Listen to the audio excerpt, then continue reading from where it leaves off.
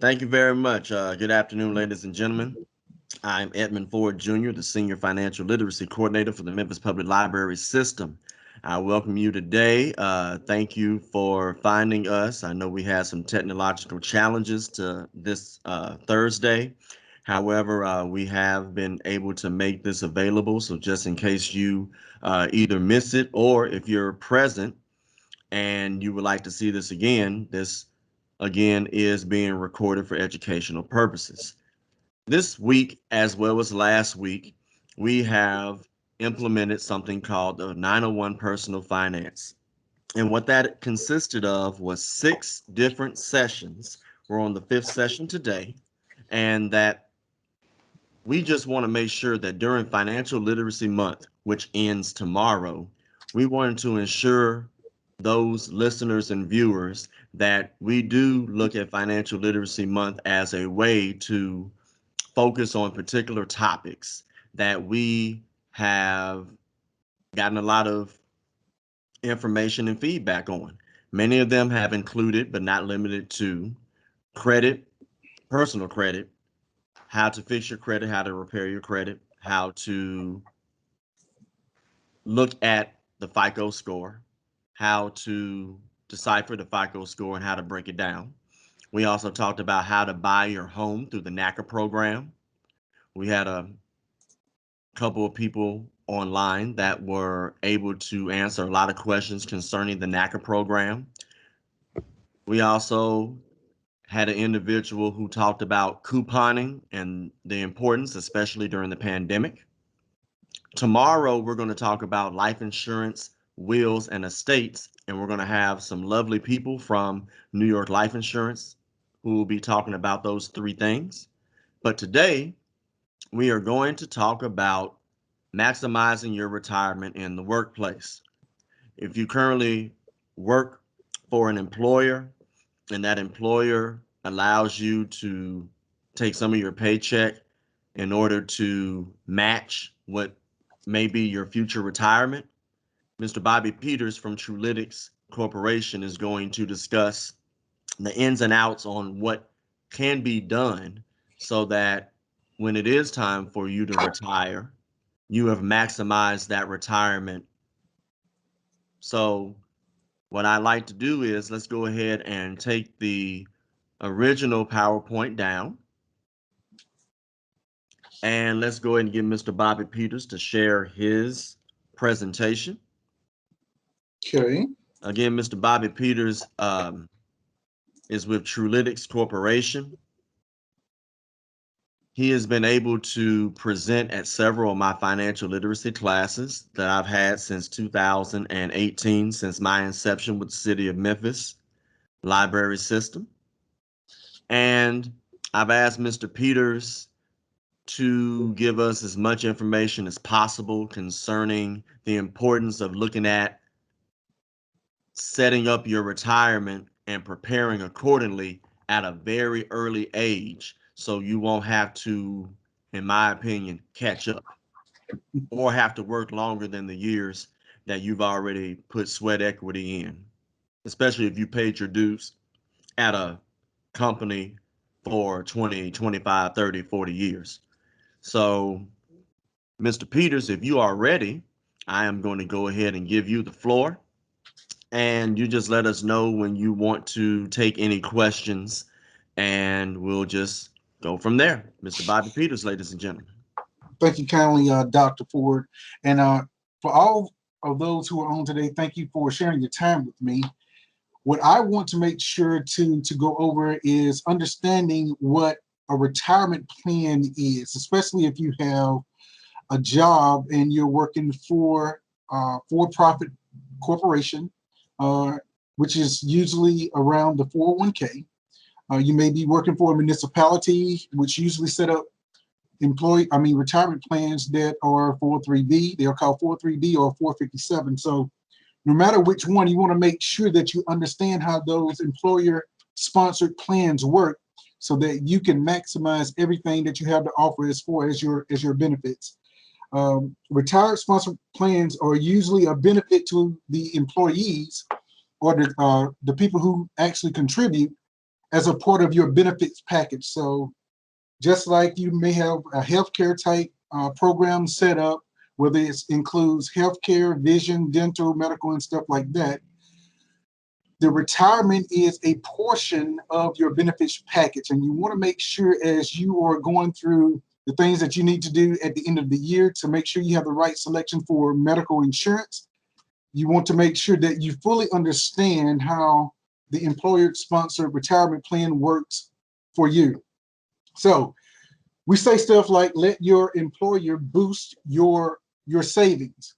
Usually how it works is that, for example, if you have a $50,000 a year salary, your employer will match up to 5 or 6% of that salary as you contribute. So if you were at $50,000 a year and your employer said we match up to 5% of that salary, meaning that if you put in $1, they will put in $1 up to 5% of that salary. You want to make sure that you take the full match. And I'm going to go over a few slides to kind of help you understand better how this actually will work for you. So the next slide here, it talks about a sale. People understand buy one, get one free. So in a scenario of saving for retirement, if you put in $1 into this retirement account, your employer will also match your dollar and put one in also that's specifically reserved for you. So if you put in $1, your employer put in $1, it's almost like you're getting 100% return based on what you're able to save throughout the year. What does that mean? If you try the example of saving in a savings account, and let's just say you bank at one of the local banks, I'm not going to call any names, you open up this account, you say, I'm going to put in $100. This is like the bank is saying, if you put in $100, we're going to put in $100 alongside of your $100 so that you will have $200. In the world that I live in, that will be great. You know, I will be saving heavily inside of a bank that would actually match dollar for dollar. This is what you're getting inside of a 401k, a 403b, or a 457, which is an employer retirement sponsored plan. They are sponsoring you to make sure that you have a little bit more than what you receive in Social Security when you decide to retire from working, usually around the age of 65 or 67. So let's look at one of these things. Buy one, get one free. You go to a grocery store, you may have something that helps you stretch the dollar, which may be around coupons. Or if you are doing something that you want to make sure you get more bang for your buck, stretching that dollar out, this is what this plan is designed to do if your employer is actually matching. This next slide is showing just an illustration. When you contribute $1, your employer also matches that dollar for you. Those are the same things that I'm trying to, that I try to kind of spell out for you when it comes to matching dollar for dollar up to a certain percent of your salary because you're participating in this employer-sponsored plan. Here's a little known fact. One of the recent studies says that 25% of the employees that has access to a 401k, 403b, or some type of retirement sponsored plan, 25% of those people do not fully contribute to get the full match. I mean, it's just like you are actually leaving money on the table. So if someone says, if you put in $1 and we're going to match it with another dollar from our own pockets, from the company reserves or the municipalities reserve or the government entities reserve, you want to make sure that you take full advantage of that, because once that year has gone by, you can never play catch up with that. So don't be a part of that 25% that just actually missed out fully participating in a 401k or some type of employer-sponsored plan. This is what you want to make sure. You want to make sure that you fully understand this plan. Usually you can call up and find out who's your HR representative so that you can get specific information on the type of benefit that you have when it comes to retirement. And these are some of the questions that you actually want to ascertain. At what rate will my employer or your employer match your contributions? Meaning, is it dollar for dollar? It's not always dollar for dollar. They may say that every dollar that you put in, they will only match it 50%. So they will put in 50 cents. You know, you have some, depending on what industry, they may say for every dollar that you put in, we will put in $5. You know, and if you're in oil and gas, if you put in $1, they will put in $10. However, mostly it's matched dollar for dollar, and you want to make sure that you know the rate that your employer actually match your actual contributions that's coming out of your check. The second thing, you want to know to what percent of your salary will your employer match. Usually that number comes up to around 5 or 6%. So I like to make it even numbers. If you were making $100,000 and you put in $6,000, your employer usually would match, if it's 6%, $6,000 of your contribution for that 1 year. You also want to know when your employer actually make those contributions to your account.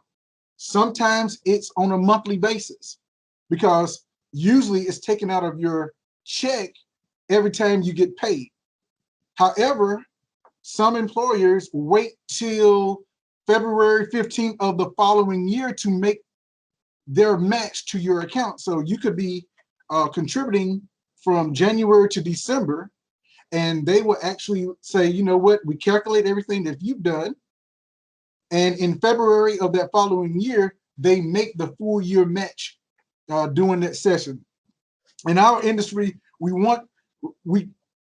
if you think about changing jobs, and if you change jobs in January 15th, but your employer only matches in February 15th, you probably would have missed out on that entire match.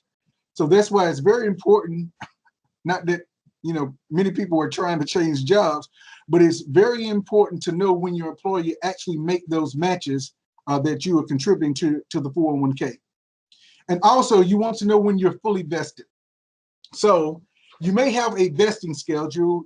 Usually it's not usually the case with a 401k. However, there may be clauses because they're able to segment out a certain percentage of their employee pool that they don't want to actually, you know, be responsible for the match. So they may have this clause that you have to work for at least 2 or 3 years before you are entitled to the full match, and it become 100% vested for your account. So knowing those 3 or 4 things are very important so that you can get a full understanding of how your employee retirement plans actually work. I want to take out a few seconds, if you don't mind, Dr. Ford, to see if there are any questions over the slides that I've gone over so far. Am I able to do that? Questions? Are there any questions? Please make sure that you put them in the chat. Okay, great. I'll go ahead and start. So when you look at the first bullet point, when it says, at what rate will your employer match your contributions? And you said that it's best to find out because each employer is basically different. Mm-hmm. Do particular plans, in your professional opinion, yield more of a match than others, as far as like a 401k or 457 or anything like that? Are there any particular contributions or plans that would yield higher than others? Oh, yes, definitely. So the 401k is the go-to plan for most employers. We're moving away from the pension retirement system. Right. And the pension is definitely what they would call a liability for employers, meaning that if you meet a certain goal of being employed by the employer, have a certain salary, and you have a certain tenure with whatever company or municipality, that is a liability because they're guaranteeing you that they're going to pay you $1,500, $2,000, $4,000 a month for the rest of your life. Right. So for-profits, for-profit organizations are ahead of the curve, meaning that they're trying to unload those pensions. You have a lot of workers like GM, people who are in the auto industry, especially those that are in oil and gas. They have these Cadillac retirement type plans, but they're moving away from that because 401k is just, hey, let the market take the risk. We don't want this liability anymore. So it's better for them to match dollar for dollar or $5 for $1 instead of carrying that liability. So a 401k is going to lead when it comes to the rates. They are usually higher because it's basically Social Security and what you can save in this 401k type of account, as opposed to a 403b, which is usually around nonprofits or municipalities, or 457, which are usually governmental type entities. State governments usually would carry like a 457 type plan. Some match, some do not. So hopefully the 401k is the answer that I would say will have a higher rate of Okay. contribution. Mm-hmm. And just a quick follow-up before I go to JC's question.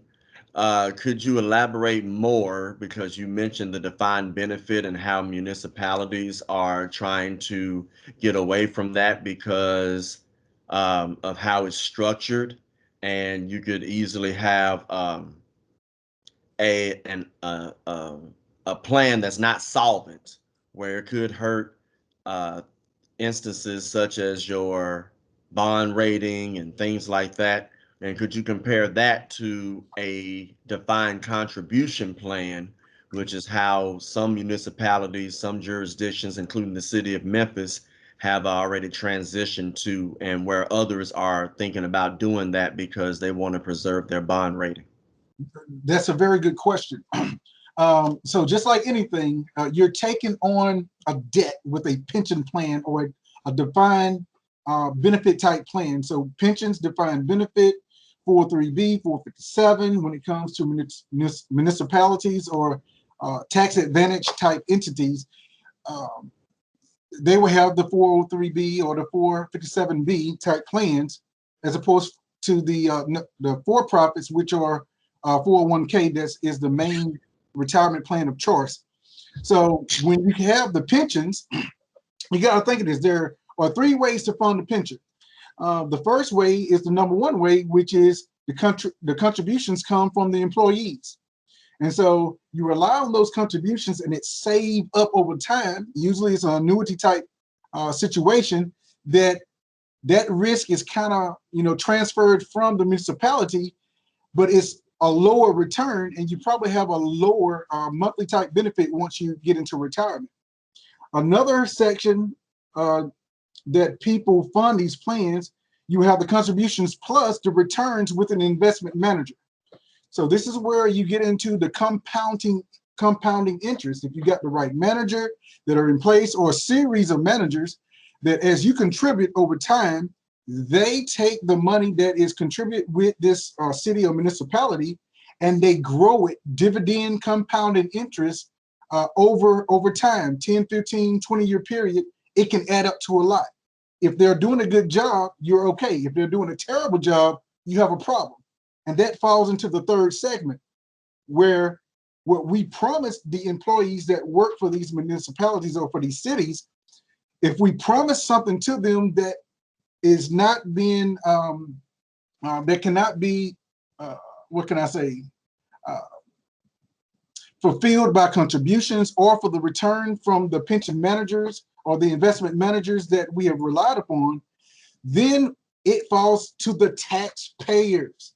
So in order to meet current liabilities to people who are receiving funds from the pension, if those first two, the contributions is not enough, the returns for the investments are not enough, well, you will find that people are on the commission or the city council, they actually have to raise taxes on those who are in that city or a part of that municipality.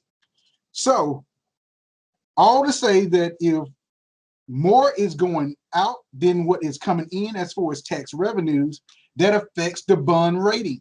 your ability to actually borrow money, or your ability to actually pay your debts without actually going to the tax base.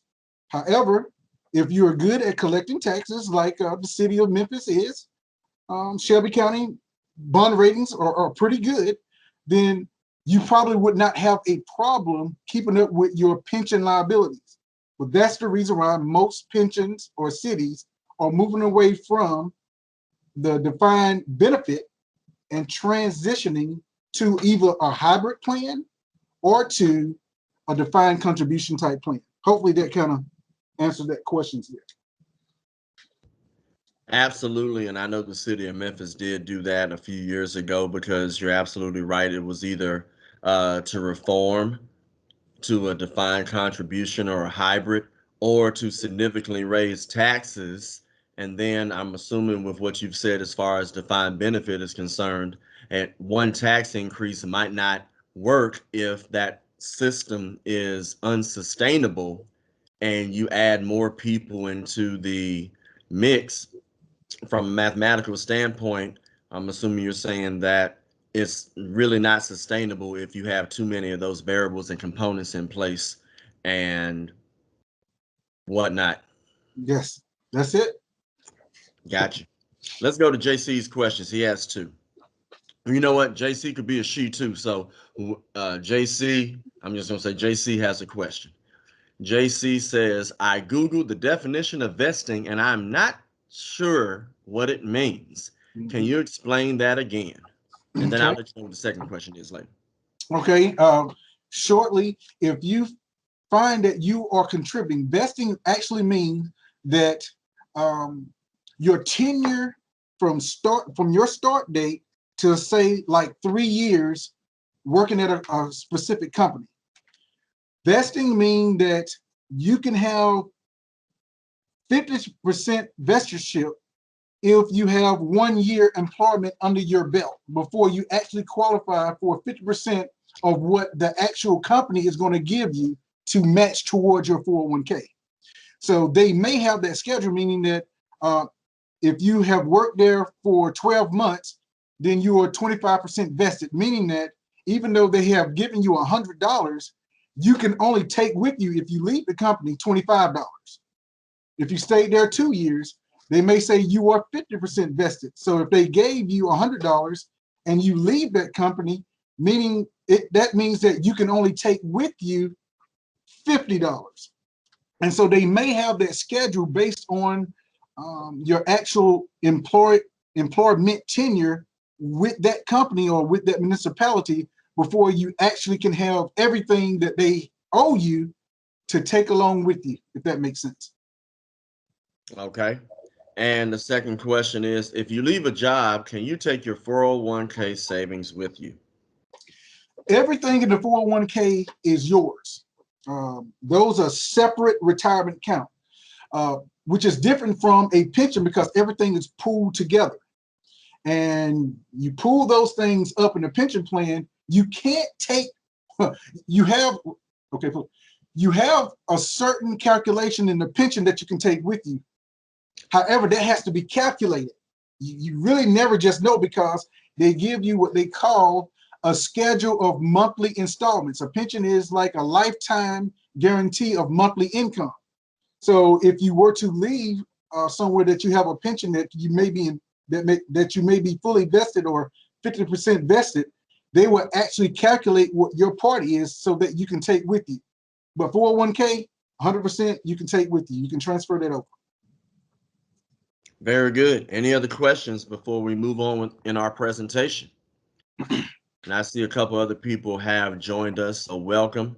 I'm glad that you were able to find us. I know that the city of Memphis websites were down, and I was able to, on social media, share the actual Microsoft Teams site. So if you know anybody else that might be interested for this particular purpose, I believe this is the singular way of getting to us. But we are recording this so that people who may not have been able to join, they'll be able to watch later. And with that being said, Mr. Peters, I'm giving it back to you. Okay, let's go to the next slide. So this slide, it gives you an example. So this says that on an average salary, a 3% match over 40 years could mean a little bit above $1,500 a month in retirement. So what I'm about to show you on the next slide, we're going to show you someone who didn't take full advantage of the match, compared to someone who found out all the information, that did take full advantage of the match and decide to save accordingly. So, two people here, Sandra and Andre. Sandra saved 3% of her salary, and her employer matched 1.5%, compared to Andre, who saved 6% of his salary and gets a 3% match from his employer. Same people, same age. There are certain assumptions. They're making $43,000 a year. 2% annual pay raise increases over a total of 40-year period. As you will see, because Sandra didn't take advantage of her full match, her monthly withdrawals come up to be $2,300 and some change, compared to Andre, who took advantage of his full match, and he was able to draw down from this savings plan about $4,700. Only because he was able to find out exactly what he should be saving to get his full match. This is one of the things that you don't want to ever get into, because you don't want to know 40 years later that you could have gotten almost double the money if you had received it, and plus receive tax credits and benefits as you save over the long run. Hopefully this example or this slide shows you the importance of actually asking your HR representative exactly how your benefit works when it comes to retirement savings. I know I should have a ton of questions on this. However, at the same time, this should be simple. Just know exactly how your employer plan works so that you can receive your full match over a long period of time. You don't want to go 40 years and find out, man, I could have had more in monthly income compared to what I'm getting at the year of retirement. The next slide is just the same. That states that if there's a window of opportunity, don't pull down the shade. You want to make sure that you actually cross over into this window. The opportunity to have your employer boost your saving is right there before you. You should actually be able to look at what you save and make sure that you get the full match from your employer dollar for dollar. Not doing this only puts you at a disadvantage compared to the income that you're going to need in retirement, because this is actually supposed to help to replace your retirement salary once you go off salary, and you can start pulling down monthly benefits. Hopefully that might include Social Security or not, just depends on your employer if they're participating in the Social Security system. Next is a 2 or 3 minute type video that I want to actually get you all to look at. So hopefully when I touch this, this should play. I do see something here. Let's listen to this 2 or 3 minute video and see if we can answer a couple of questions here.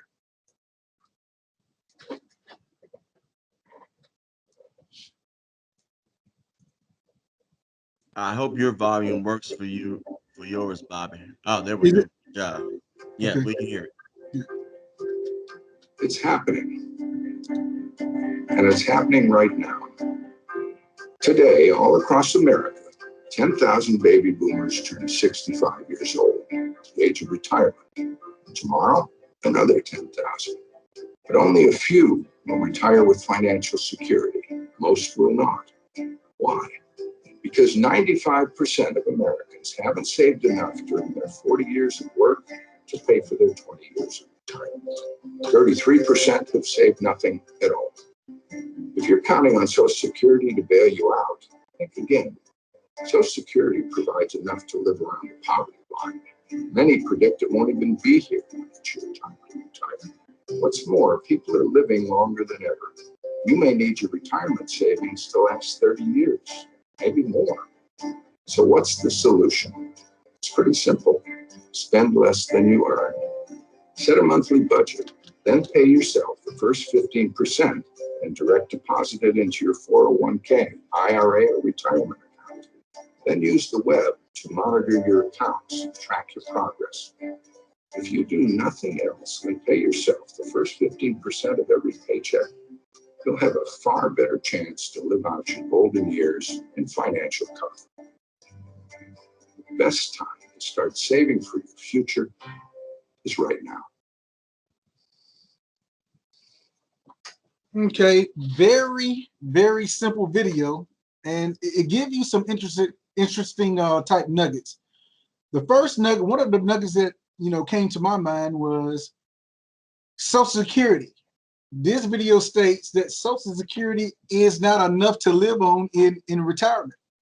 So as you are making money, as you are being employed, usually around 40, 45 years, right?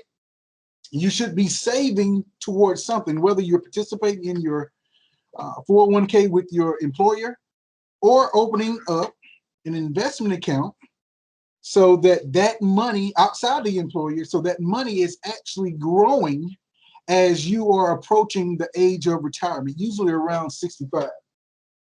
That's one of the few videos that actually should be an eye-opener, because it talks also that 33% of the people have not saved enough for retirement. They have not planned for this. And it's really not too late. No matter what age, at least you can do something so that whenever the ship lands, you have an angle of attack, an angle of approach, so that you can better participate in your 401k or savings before retirement and actually have greater expectation of what retirement would look like for you. Any questions on that video from the audience? I'm able to take some now. Any questions from the video or the previous slides that showed the lady and the gentleman starting at the same starting point, but will end up at a different finish line? Anybody? And Mr. Peters, maybe we need to go back to that previous slide real quick so that people can see what's going on. Well, I got a question. Are you related to Thomas Peters? Same name of no relation though. Gotcha. So I'll start it off, and if anybody wants to join, on this slide right here, I see that Sandra saved 3% and gets half of that employer match, and Andre, let's just for the sake of generality, maximizes and gets 6%. So when we look at the monthly retirement withdrawals, it's not just Sandra putting in half of what Andre is putting in. When you look at the compound interest, Andre is actually not just getting double, he's getting a little bit more than double. And I'm assuming that that is due to market changes and the rates. But in my stock market class last week, I showed that from the 1870s all the way to the present, that the S&P 500 yielded about 9% annualized without looking at inflation. So my first question is, how does that market go with what the matches would be? And I got a second follow-up question with that. So basically, when the market works, it's what it does over time from a compound interest perspective. Could you simply say that the better the market is, the more the monthly retirement withdrawals will be for the person that puts in more? Absolutely. And that's one of the biggest problems when we have the middle class or blue collar workers. They try to do it on their own, or they don't get any help at all. And it's always best to get help. And that's why I always encourage people to at least get the fundamentals from the HR representative. they should explain to you the basic of investing. They may not know exactly what to invest in, but they should be able to give you a scenario of conservative investments, moderate investment, and aggressive investments. And so me, if you have 15 years until retirement, the approach that I take is aggressive. It makes no sense to do anything else. Everybody think, well, the stock market should crash. If you look at, the market return since 1929, 1900s, it always bounces back. And so usually the one that's more recent, the 2008 crash, some people call it the mortgage crisis or the financial crisis or what have you. The market was down 37%. But the following year, the market just popped. It recovered. And so you look at those things that people most fear, it's not really something that they should fear. So you want to make sure that understand that time is the biggest force that you can have. The more time you have, the more aggressive. And I know some people say, I don't like to see my money go down. Well, that's one thing, but you're not really losing until you take from it, right? Correct. And so if you are contributing month after month, year after year, what we do is coach you to understand that when the market is down, you're buying cheaper. So that when the market recovers, it has a greater return. That's what we kind of look at, and that's what plays here, and you're correct, that the more you put in and how you are invested between conservative and aggressive is going to dictate the actual balance that you're able to take down in retirement. Hopefully I kind of answered your question there. That was very good. Let me add this because last week when we talked about the stock market, I showed a bar graph with green and red for every year as far as gains and losses from the S&P 500. And I showed the Great Depression. I showed World War II. I showed the inflation in the 1970s. I showed 9/11. I ended up showing the 2008 bubble burst with the housing market.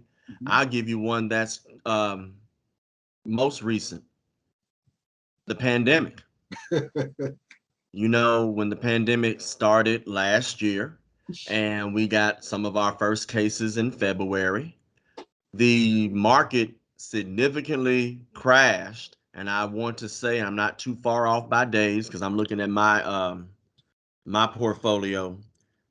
And yeah, I lost. I don't mind saying this. I lost probably about 35 to 37% of my portfolio value on March the 23rd of last year because I think that's the day that people had their biggest losses. That's probably the bottom of, if you go look at graphs, that's probably like where it was the most bottom over the last few years. But as you said, Mr. Peters, now I could have easily now somebody taught me, Dr. Boyce Watkins taught me about the stock market. He said you'll have gains, you'll have losses, there will be crashes. It just happens if you go back and look at history.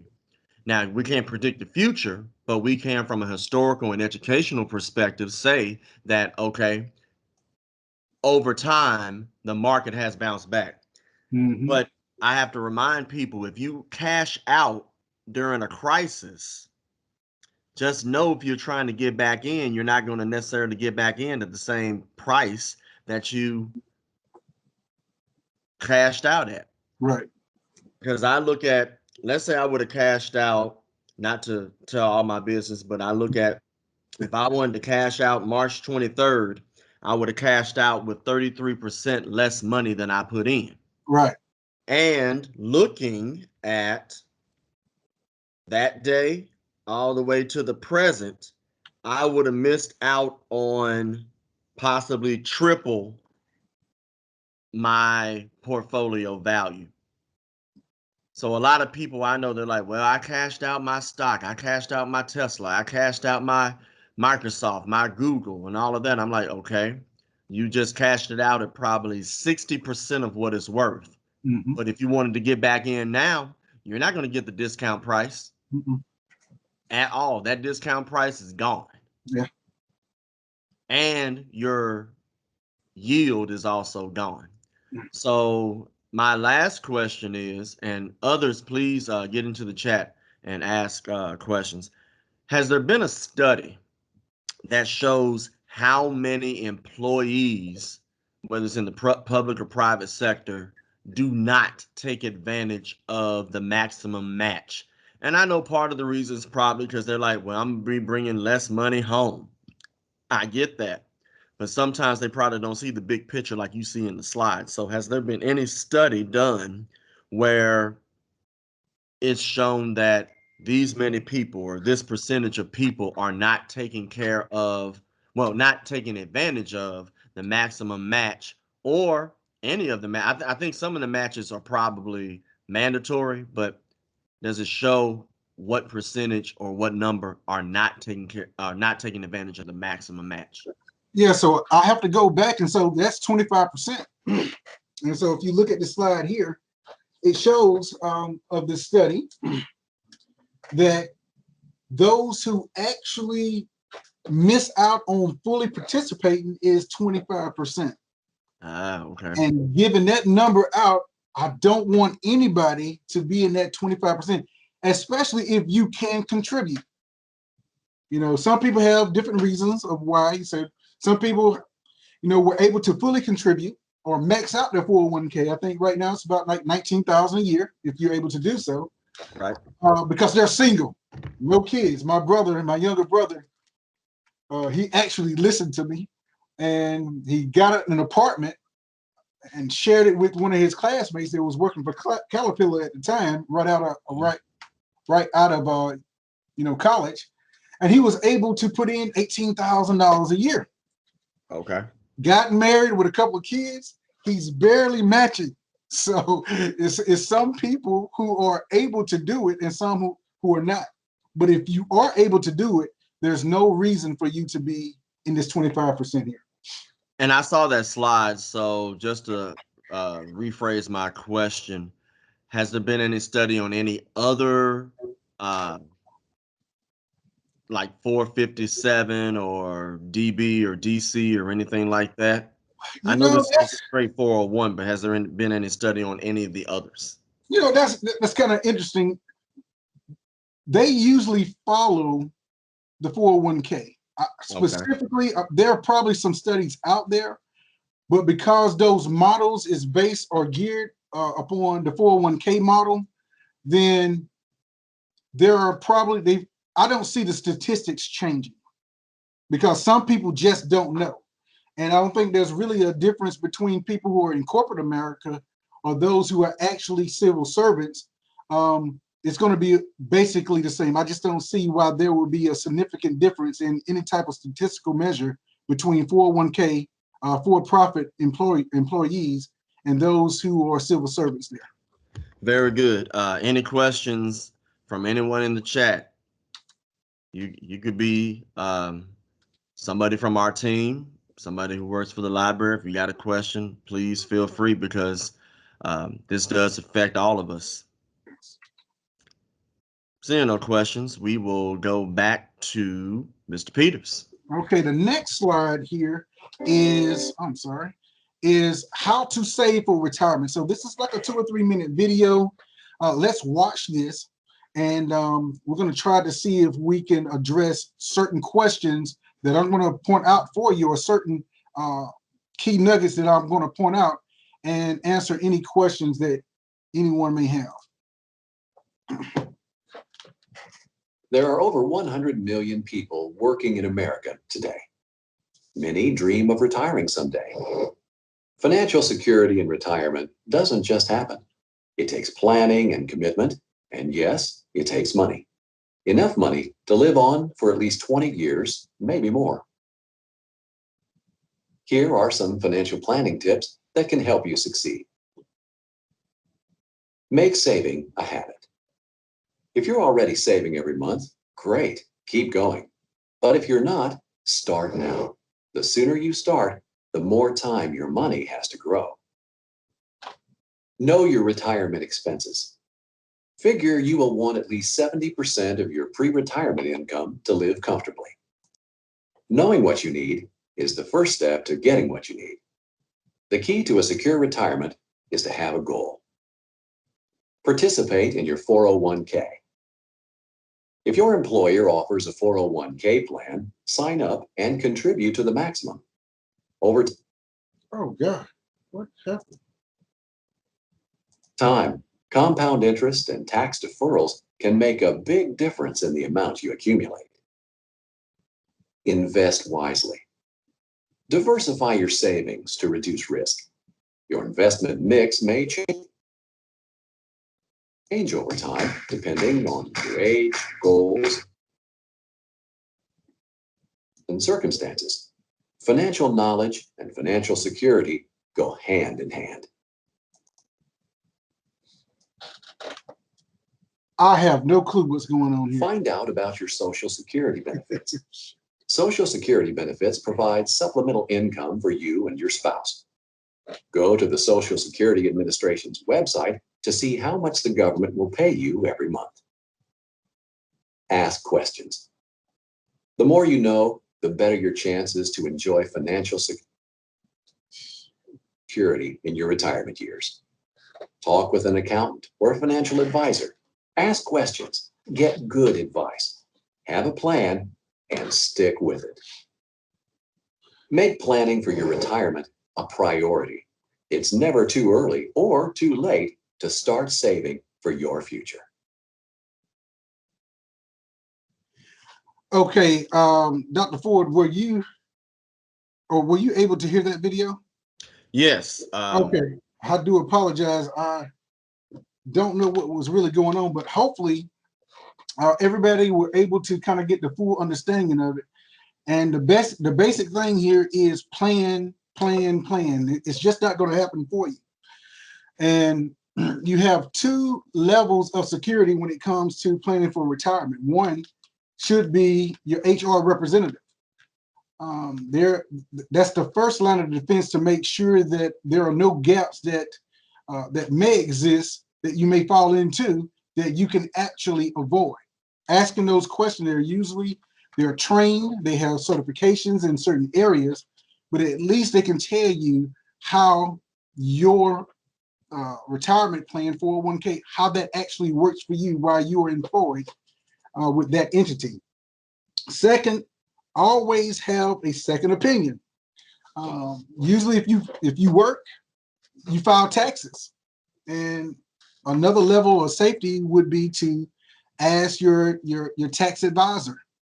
And if you have other ambitions and you want to go further, you will seek the advice of a financial advisor. Tax advisor understands the history of what you've done.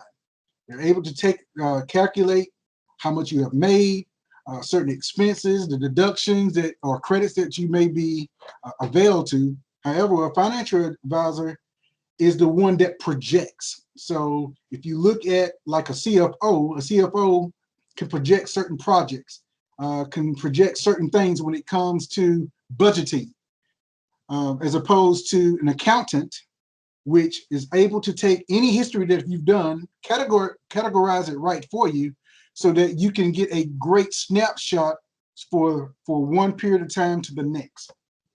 So any question in regards to how to save for retirement that this video went over?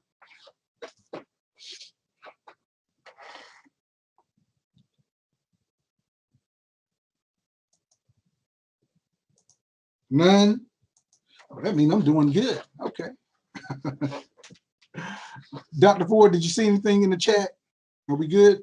Let me look in the chat. I think we're good, Mr. Peters. So go right ahead with the rest of the presentation, and we're doing good on time. We still have an hour. Oh, good. Yeah. So we're going to be past that. We're not going to get to the hour if we don't have an open dialogue for a question and answer. No problem. That's fine. This is the next thing. So what I find that when people who have currently matched their company's contributions and they're able to save at least $350 a month and they're willing to commit at least 15 years, they need a little bit more of a challenge. There is nothing guaranteed when it comes to saving and investing for retirement. But at the same time, you want to make sure that while you do have time, that there's nothing that is lapsing behind. And so what we normally do for those who are somewhat concerned, how they're 50 years old, 45 years old, or they're making 75 to $100,000 a year minimum, we look at those people and we say, where are you when it comes to planning for retirement or actually saving for retirement? And even the ones who are not in those middle type income, 75 to $100,000, they still may be able to save some money. And we look at what they're actually spending on discretionary expenses, meaning that stuff that you spend upgrading. Instead of getting a Honda, you get is it Acura, or you get a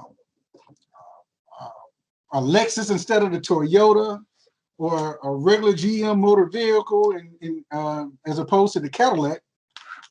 Those who are able to have what we would call a higher standard of living usually want to know, say, I have enough that I really can cut back on the spending that I'm never going to miss. You're able to carve out of your budget so that you're not losing time when it comes to investing and compounding returns, so that you can ensure you have enough for when you reach the age of 65 and 67, which we will call the age of retirement.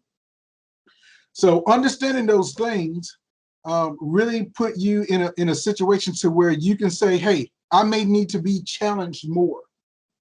We want to make sure you take every opportunity so that you have adequate resources in retirement, instead of just depending on Social Security and possibly savings that you may not have contributed over time in a 401k, 403b, or a 457.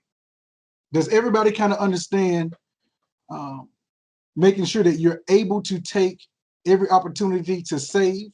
Because if you do find that you can save, you should, instead of spending everything for memories that really doesn't add to your financial well-being. Any questions on that? So, Mr. Peters, another way of putting this is you should pay yourself first. It's easier said than done, but you should pay yourself first before you start having to pay everything else, so that not only are you putting money away for, look, you might be making your own savings, but at the same time, if you don't do it first, I know many people that I've asked to do that. If they don't do it first, they just don't do it. Right. So what would you say That's about that? exactly it. If you treat savings as an expense, it gets done. But if you try to say go with the how can I say, the objective that whatever is left over, it usually just not going to get done. So I am 100% in agreement with your statement. Any questions, ladies and gentlemen? Anybody? If you do have a question, make sure you put it in the chat. Okay, no questions. And No just to wrap questions, up, let's keep going. yeah, to wrap up on the challenge, this challenge is set up that if you are just spending money that's discretionary, this plan right here gets you close to 7 figures in a balance in 15 years. That's over $1 million. And so my thing is, it sounds like a lot, but it's not. And I guarantee you, in 15 years, if you retire, you're definitely going to need to pull from resources of that sort. Okay. Lastly, just a little bit about me. When it comes to retirement needs, I am a chartered retirement plan specialist. And basically, this charter or certification means that I can create a retirement plan from scratch. Any company that's newly starting up, or they've been in existence for a while, but they don't have an employer-sponsored type plan, I am certified to actually start that plan for them. They have all the documents in place with the Department of Labor, and also that's needed for Social Security and any other things that they have to pay out. I'm actually certified to do that, to start that plan, put it in place, and get it set to go for all employees that are current employees and the ones that will be future that they plan to hire as they move forward. If you have any questions, you need to find out what investing and portfolios will actually do towards your standard of living. This is what you want to find out to actually maintain what you have maintained before retirement into retirement. So if you're making $100,000 a year, you have a certain standard of living, what you save should help you to maintain that standard of living when you're not making $100,000 salary. That means you're pulling from different sources so that there is no gap. You don't have to downsize if you don't want to. But most people usually do, but that's not something that you would necessarily have to do. The next slide, if anybody from the SEC calls you, you're going to be responsible for quoting this back to them. Hopefully you got all that. Do you have any questions for me? Did they have time to read the slide I just pulled away from, Dr. Ford? If you intentionally took it away for your own reasons, we'll just leave it alone. It's a joke. That's a joke. No. Yeah. But that's the end of my presentation. I'm opening this thing up for question and answer. Dr. Ford, if you can facilitate, I'm going to stop sharing, or what should I do? Let me ask you this. I know with other presentations that you have done in a remarkable way, we were able to go to the site to actually do a few exercises. Does that still exist? And do we have time to do maybe one or two? Oh, great. Yeah. Okay, let me see if I can take out of this. I don't know what you can see now. What do you see now? I see the PowerPoint that you got out of. Okay. All right. Let's go here. You see a website? You see Google? I do, and I see your website up. And just FYI, folks, Trulytics Financial Corporation does have a lot of financial literacy tools that you're about to see, where we did talk about a few of these in detail. And it's a lot of videos and a lot of quizzes, but it does get you prepared accordingly so that you will have the best foundation possible in order to not just take care of your personal finances, but also get you prepared for retirement and other things like that. So, what we can do is let's try to do maybe a couple of exercises so that they can see that. And then, if you want to give them the information on how they can possibly sign up for those resources, we'll open up Q&A after that, and then we'll close out. Awesome, awesome, awesome. Just want to make sure that I'm able to log in, hit this, and we're going to go over a couple of these, how can I say, courses, and go from there. All right. And I see your PowerPoint back up again. Right. That was somewhat intentional. No problem. If you're putting in credentials, I understand. Good. Okay, you have two screens.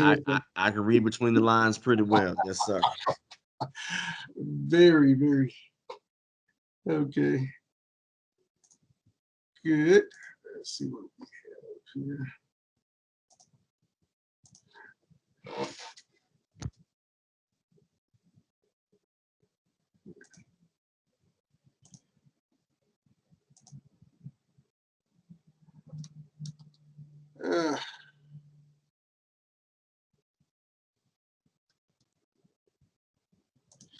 Yes. You got to forgive me. These credentials are not kind of working right now, so we may have to do this another time. I do apologize.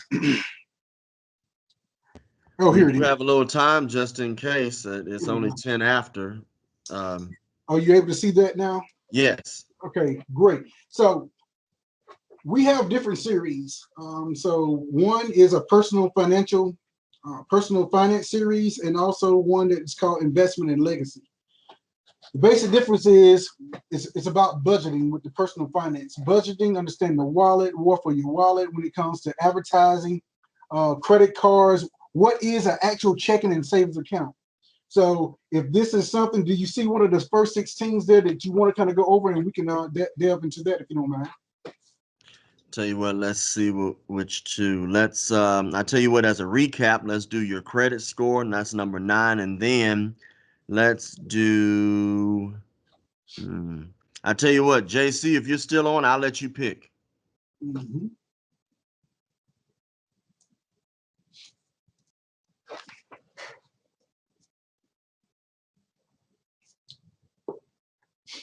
Number 13, get out of debt. So 9 and 13 will be our two topics as we get closer to closing everything out today.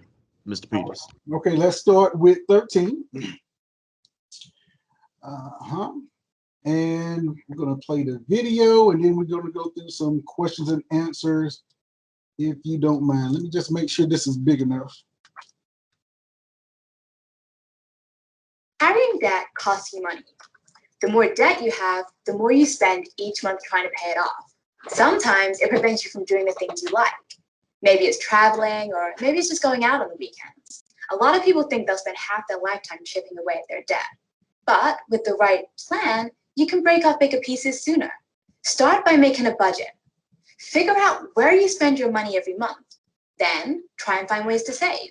Do you really need to buy 3 cups of coffee every day? And what about those apps you bought for your smartphone?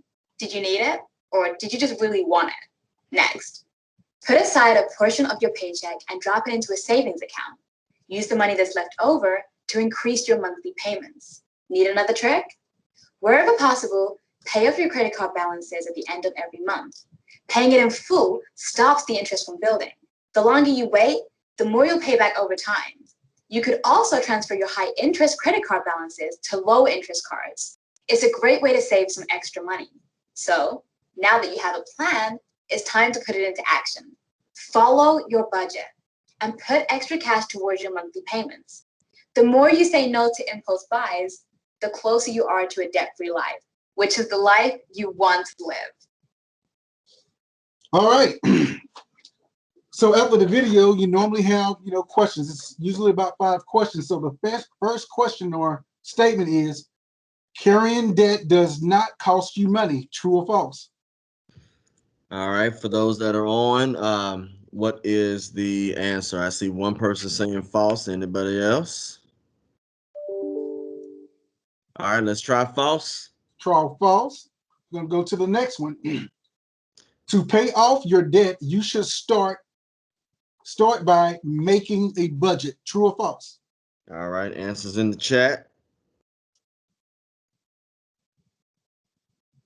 All right. Those in the chat say true. True. Let's go with that. Next question.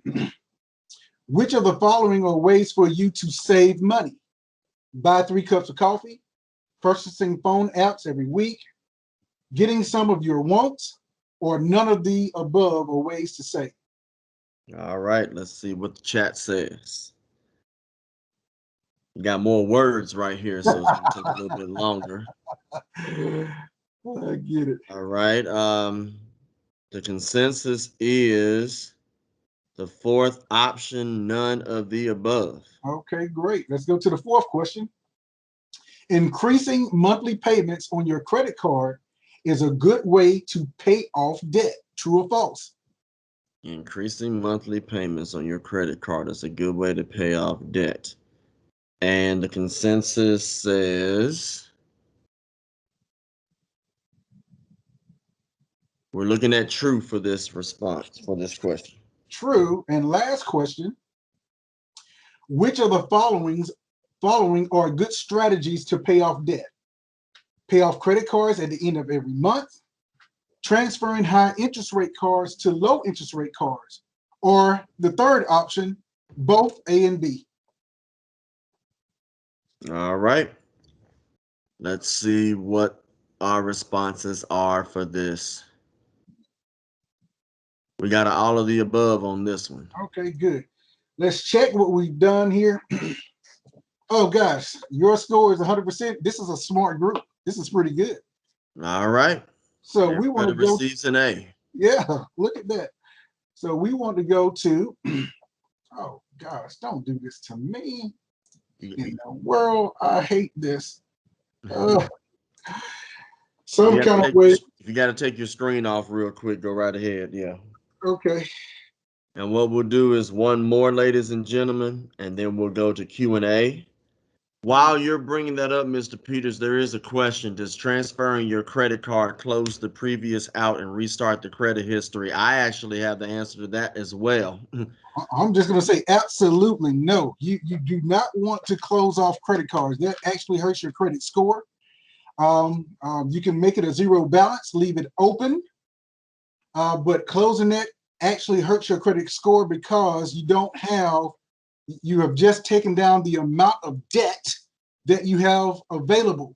And once that's shown from month to month, it hurts. Go ahead, Dr. Ford. And JC, let me add to that. So out of the algorithm, credit history is 15% of your credit score. And they look at your longest trade line as well as your average credit history. So for example, with me, my student loans are about 16 to 17 years old. So my credit age is primarily because of my student loans. But if I look at my newest account all the way to my student loans, my average credit age is about 8 years. 15% of your credit score is based on whether you are seasoned or whether you're a newbie. So I would simply say, to answer your question thoroughly, if you do transfer that credit card and close the previous out and restart the credit history, be very aware on how old or how new that credit card is. I'm just going to give you a rule of thumb. I have two credit cards that are almost 10 years old. I rarely use them. They were basically starter cards where I'm paying a monthly fee on the 9th of each month. I don't even use the card. But the reason why I still have it is because two of those cards are approximately 10 years old. And at this particular time, if I remove both of those 10s away from the average, my average would go from 8 years of credit history to about 6.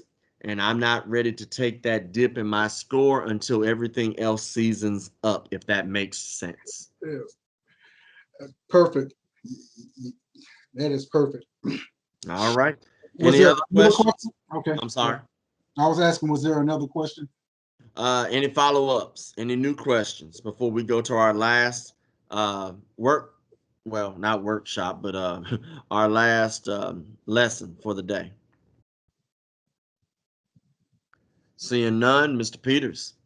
Okay, so I think lesson number 9, someone pointed out your credit score. So let's watch this. Right, and that was a good segue by JC because we were talking about the credit score and his question, her question, JC's question. Okay, great, perfect. So JC, since you'll probably be here tomorrow, just let me know if you're a Mr. JC or a Ms. JC. Okay, Mr. JC, thank you. okay. JC has been with us since the very beginning, and it is greatly appreciated. We are grateful. And what we'll do is our last, well, I don't want to get in trouble because JC could be male, female. Look, I'm not trying to get in trouble. You got to be careful. All right, our last session, credit score. All right.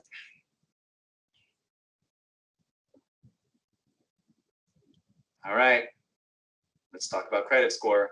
You've got one, but do you have any idea how it works? Here's the deal. Your credit score is like a grade. And unlike that pass-fail grade that you got freshman year for introduction to yoga, this grade actually matters. Your credit score is a 3-digit grade based on your credit history. Your credit history keeps track of how well you've been paying bills, rent, other loans. You're also graded on the number of times you apply for more credit. Still with me? Good. Because here's the important part. Banks, credit card companies, auto dealers, other loan lenders, all of these people use your credit score to determine if you're worthy to pay them back. If your credit score is low, The lenders are just going to show you the door or hand you a very high interest loan. Credit scores of 720 or more are excellent. But if you've got a lower score, it is not too late to fix it. Go online, grab a credit report from the 3 major credit bureaus. Once a year, you get to do this for free. You check it for mistakes, you make sure it's updated, but be careful because constantly checking your credit score will actually lower the grade. Once you've done all that, just make sure to pay your bills on time. That's the crucial part. You pay off your debt as soon as you can, and then you'll start to see your credit score climb. You show loan lenders you're a responsible borrower, pretty soon you can put your credit score to good use. All right. First question. Your credit score is a grade on your credit history. True or false?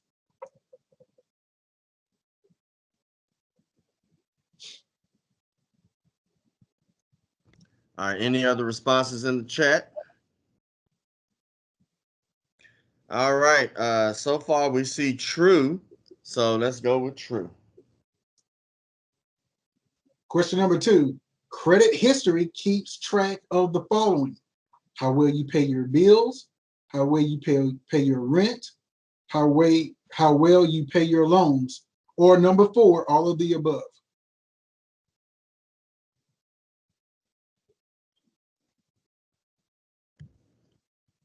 All right, I see in all of the above. We might have another response. Let's see what they got before we click anything. Got another all of the above. Anybody else? We're going to go with all of the above, sir. Okay. Question number 3.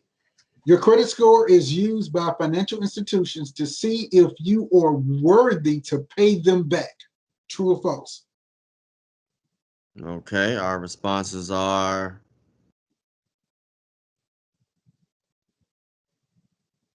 okay. I thought I saw all of the above again. I'm like, that's the other response. So we're going to go with true. True. All right. Go to the next one.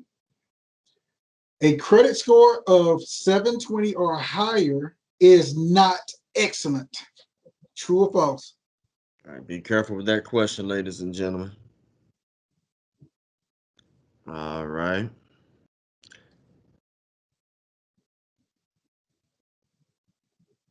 I see false by the majority. All right. Last question. You should check your credit score at least once a year. True or false? I see true. True. Oh, Laura, I see you online. Thank you for being on as well. Greatly appreciate it. Okay. Great. True. Let's check how we did. Another 100. Yes, Look sir. Look at there. So these are the types of things that we try to go over just to see where you are when it comes to understanding just basic personal finance. Usually this used to be taught in school under home economics, right? However, how to write a check, I don't think people know how to do that. They just use a debit card now, right? So these are different things that, according to modern times, that you need to be aware of when it comes to personal finance. Any questions? All right.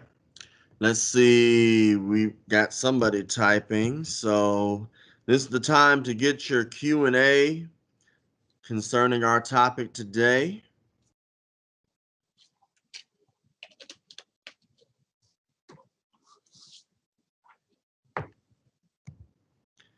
I'll start it off again. Okay. It says from JC, I went to the site and it says you have to have an account to take the courses. So, Mr. Peters, if JC or anybody else wanted to sign up and take the courses, what are the steps? Steps right here. When you go into this thing and it says learning for registered users only, you click on the login here and do this and register. When you click on that button, it takes you to, let me make this smaller. Shows you how to register and you hit next, you consent, you're good to go. That's how we start. All right. I'm gonna have to make this free. I mean, I don't want people to register for this anymore. So stick with it, and we'll have it done on the back end. So these courses, you just go through them. Gotcha. Yes. I got a question for you. So if somebody is self-employed, what would your suggestion be for them to go ahead and start um, their retirement?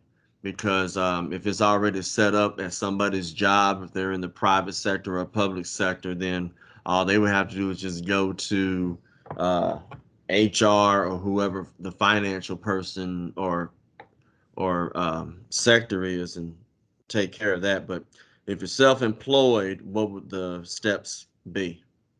Self-employed, at a minimum, a self-employed individual should start with a simple IRA or a simple 401k, or a basic IRA. And any type of person that is self-employed, they understand usually business transaction, and it's a tax benefit for doing so. So as you're putting into this retirement account that you set up for your company or for yourself individually, then that's money that's taken away from what you have to pay taxes on when you file taxes for that specific year. So if you put away $6,000 and you made $100,000, you will only pay taxes on $94,000. So you definitely want to start right away, or, come to me or come to a professional that's certified to start, employer sponsor type plans, and you can get that maximum done. Once you have it set up, you can put away $19,000 a year and only get taxed on $81,000 if you make total profits of $100,000. So you want to start that right away so you can start paying less in taxes. Okay, very good. Any other questions? Trying to think of some other questions. Our last session that we had in the library, that's exactly when COVID came into existence, and I'm trying to remember if there were any questions um, when the people were actually there at the South Branch. Let's see. I think that's basically it. So what I'll do is we can use these last 3 minutes for Q&A, and we'll get done at 2:30. Let me ask this: is Nobuku and Keisha still on? The book goes here. Yes, I am. All right. So what we'll do is we'll do these last 3 minutes, and what I'll do is I'll introduce the last session, which is tomorrow, and we'll go ahead and close out at about 2:30. So anybody in the chat, any final thoughts, any questions before we talk about our last item? And hopefully our websites will all be up and running. Hopefully I don't have to find the team site and copy and paste again, because we've had such great turnout. At one time, we had almost 30 people turn out for one of our events when I looked at the number of people in the chat. Wow, that's good. Yes. All right. There's a comment. I'm ready to begin working on my budget and increasing my credit score. Who can I get in contact with to begin that process? Looking for professional help. I'll simply say this: if you follow the steps that I showed you last week concerning your credit, I know you say you're looking for professional help, and professional help is out there.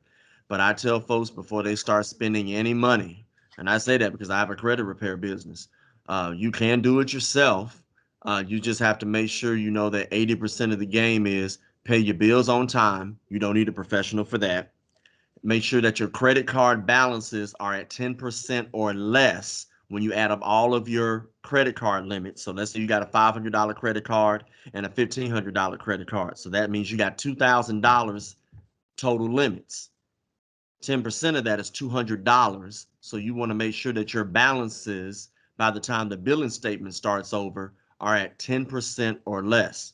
You don't need a professional for that. and then making sure that you don't close out any cards. Um, Not necessarily saying use them. In the time of COVID, you have credit card companies now that are closing your accounts for non-usage Hmm. because they're not making any money off of you. They're going to find those who are not following the rules per se, those that are maximizing the balances and all of that. So I would simply say that's 80% of the game. As far as if you got collections and liens and things like that, there is a process where you just have to learn how to dispute and stay on them.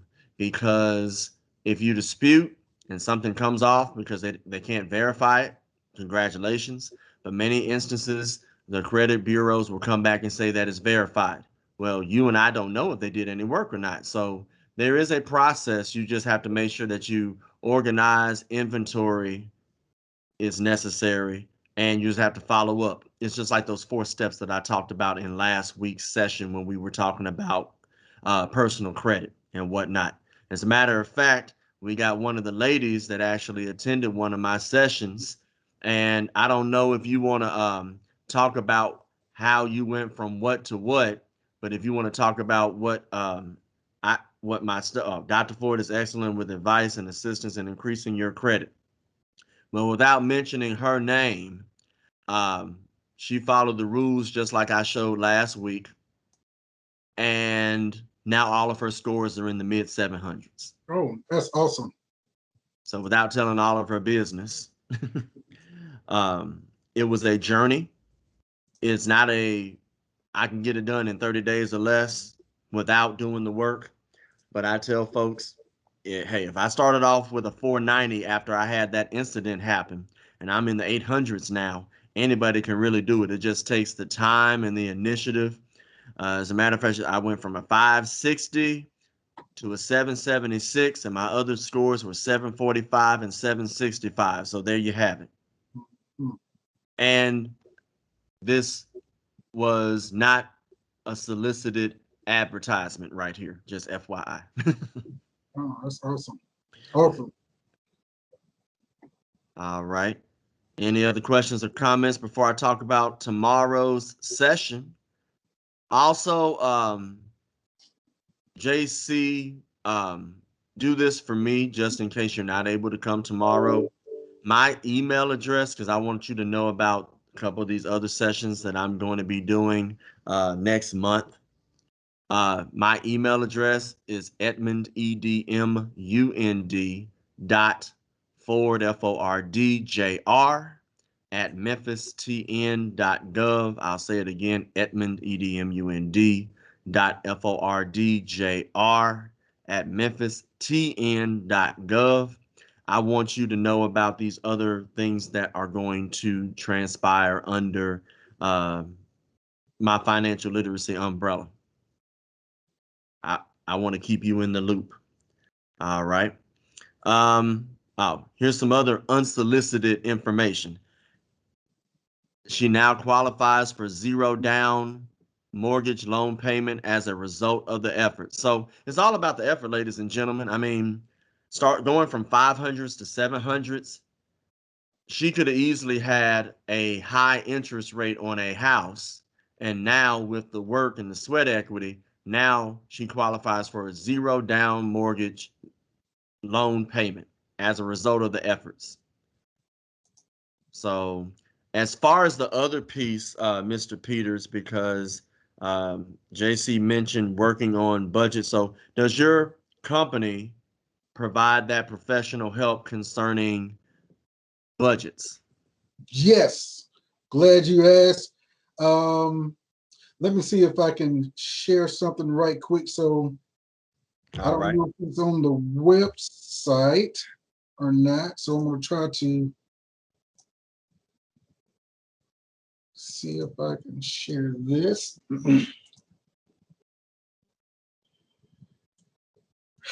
Are you able to see the web? Yes. Okay, great. So when it says start plan here, this is a portal that we use. When you click on that, it takes you to, age income. And once you submit this, it allows me to activate your own personal website. So I send it to you to your email so that you can have budgets that are automated. And it's actually going to show you, you know, and you can call me if you need anything when it comes to navigating this program. This is something that's offered free. And how do we And reach you? How do we reach you real quick so we won't forget? okay, you can reach me at this number here, 901-680-0099, or by email, bobby.peters@lpl.com. All right, very good. I didn't mean to cut you off, but go ahead. That's good. So if you go to the main menu, start plan, take that first step. It's going to ask for your email. I'll get you enrolled once you submit that small form so that you can go through the quick electronic way of budgeting, and it's going to monitor you and give you notifications and everything from week to week.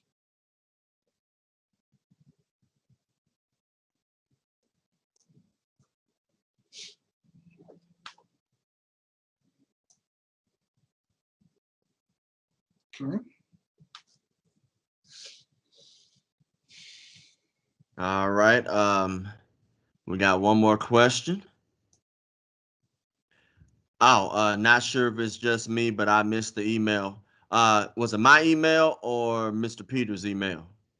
I'll tell you what, I'm just gonna put mine in the chat again. So here's my email.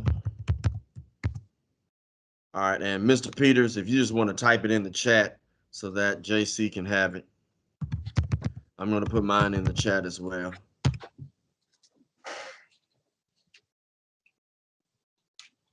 While you're doing that, let's see. Keisha says, my main advice to anyone dealing with finance recovery is to think of the process as a long race with a big finish in the end. Be patient. Yes, it is a marathon, ladies and gentlemen. It is a marathon. It took me 2.5 years to go from a 490 average credit score to finally getting into the 800s. And more opportunities came in place. And full disclosure, I was one of the victims of the predatory lending in 2008, Wow. where I won't mention the company, but that company put me in a predatory loan, and I almost lost my house in Nashville before I moved back. Wow. But learning what to do, not only did I save the house, but I was able to refinance at a very low fixed rate instead of the arm that they gave me that went up 1 point every single year, to where I went from paying $750 a month on the mortgage to almost $2,000. Hmm. Hmm. And being a teacher in Metro Nashville Public Schools at that time, paying 2,000, that means I wouldn't have been able to afford luxuries like food and the lights. So things happen. I just tell people, take them as learning experiences, but when you know better, you do better. That's right. That's good. And like Keisha said, it is a long race with a big finish. It is not a sprint. Any other questions, comments, or concerns before we close out?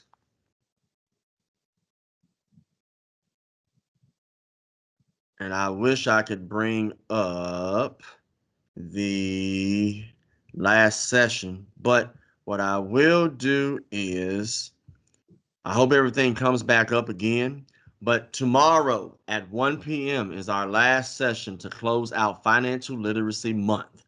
And we will have representatives from New York Life Insurance Company who will be discussing the importance of wills, life insurance, and estates. I think this is a very important session. I had one person in my session say that we can't always look at fundraising when we lose a loved one.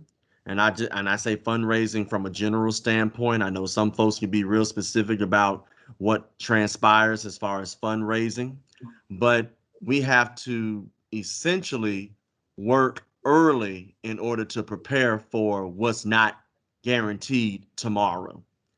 I mean, just like after I leave here today, it's not guaranteed that I'll be here tomorrow.